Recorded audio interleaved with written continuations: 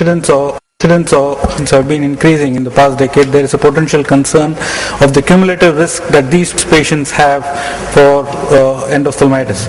And there have been various reports of endophthalmitis following intravitreal injections. Most of them have been isolated cases, but we also have few cases of outbreaks following endophthalmitis following intravitreal anti-VEGF injections. So, outline of my presentations includes these 8 points. These are the incidence of endophthalmitis, then what are the various organisms, the source of contaminations, and how do you prevent it, what are the recommendations and practices, does antibiotic usage lead to emergence of multi-drug resistant strains, is the risk higher in Avastin usage, a little bit insight into spurious drugs, and the main question which we have in this part of the world is office versus operating room system settings, is it different? So the incidence of endophthalmitis following intravitreal anti-VEGF injections which have been reported ranges from 0.019 to 0.54%. McKennell in his meta-analysis have reported in over 100,000 injection an incidence of 0.049%. A report from Bascom Palmer has also reported an incidence of 0.02%. And moving on to the pathogens, the most commonest organisms which have been implicated in the occurrence of post-injection endophthalmitis is the gram-positive cocci, and majority of them seem to be the coagulase-negative staph, followed by streptococcus. It's important to note here the incidence of streptococcal endophthalmitis is higher following intravitreal injections than what is there after post-operative cataract surgery. And there have also been rare reports of few reports of rare organism of Bacillus and Serratia, and the culture positivity is somewhere around approximately 50%. Where does these organisms enter the eye from? The coagulase negative staph is likely to be from the needle which touches the ocular surface or the adnexa, and the Streptococcus viridans is mainly from the aerosolites, respiratory droplets from places where, from institutes or for practices where the masks patient don't use or the physician don't use masks. And the outbreaks are mainly in places where there is a break in the sepsis chain during fractionization of Avastin. So, Chen et al. Have reported the Streptococcus viridans were 3 times more common than in other intraocular surgeries, and as you all know, Streptococcus is a very virulent organism, and the endophthalmitis following Streptococcus is supposed to be very fulminant. And the visual outcome is poor, just like post-operative, post-cataract surgery. And it is interesting to note that one of the outbreaks which happened in Miami last year was the organism of Streptococcus mitis, and most of the eyes were lost.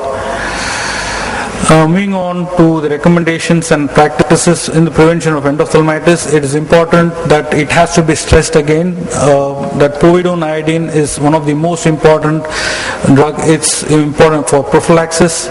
You know that it is low cost, it's a widespread, it's available everywhere, it's a bactericidal and has a very short kill time, and no resistance has been reported for povidone iodine. What is commonly practiced apart from povidone iodine is antibiotics. So what does the science say about it? Pre-injection antibiotic has shown that it does not provide any additional effect in decreasing the conjunctival bacterial counts than usage of povidone iodine immediately before the injection. And what is also important to note at this point of time that few of the isolates have also developed a resistance to the 4th generation fluoroquinolones, and some of these isolates which have resistant to fluoroquinolones have also shown sensitivity to a drug gentamicin, which is hardly used these days. So that was for pre-injection antibiotic. How about post-injection antibiotics? If these patients have to receive injections every month or periodic intervals, they would be on post-operative antibiotics. So wonderful study which was conducted at Vanderbilt by Steve Kim had come out with a report that there was higher incidence of multi-drug resistance occurring in the isolates of individuals who had repeated antibiotics following multiple injections. So there is an opportunity to increase the emergence of multi-drug resistance in a short period of time. So is there a risk of Avastin higher?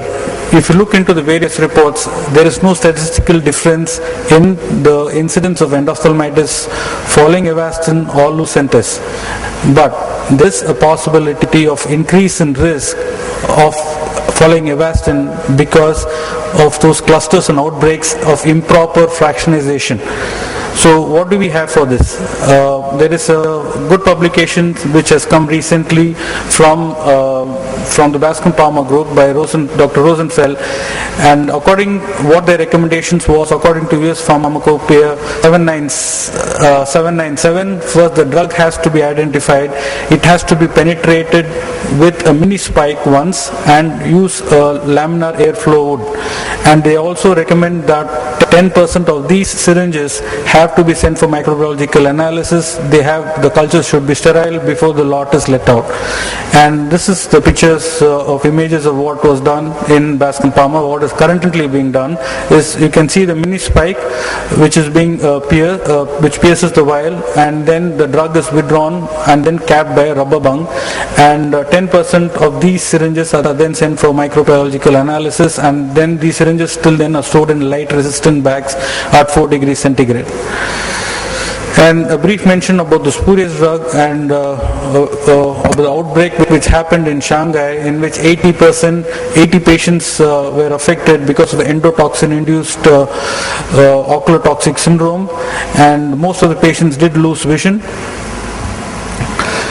And among the last point, what I would like to stress is, we have one set of people who do it as an office procedure, and another set of people, especially in the West, who do it in the office, and here we do it in the OR.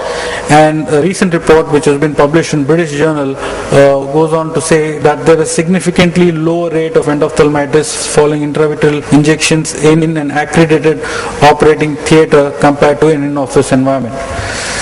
So looking into our LVPI data for the past 5 years, we had about 8 cases of infective endophthalmitis with over 15,000 injections. The incidence is of 0.05%. And it is also important to note that 4 out of these 8 cases were a part of a cluster, and if we eliminated those 4 cases, the incidence is 0.03%, very similar to what is there in the West.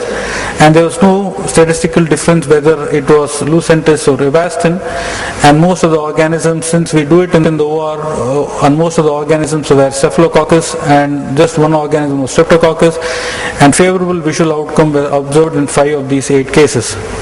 To conclude, incidence of endophthalmitis following injections is similar to the incidence of endophthalmitis following cataract surgery. GP is the most commonest organisms implicated in this scenario. The probable source of contamination is from patients' own ocular flora. A higher incidence of Streptococcus-induced endophthalmitis could be observed in injection administered in office setting. Povidone iodine is better than antibiotics for prophylaxis. Post-injection topical antibiotics may give rise to multi-drug resistance amongst bacteria. Endophthalmitis due to coagulase negative staph have a better visual outcome than Streptococcus.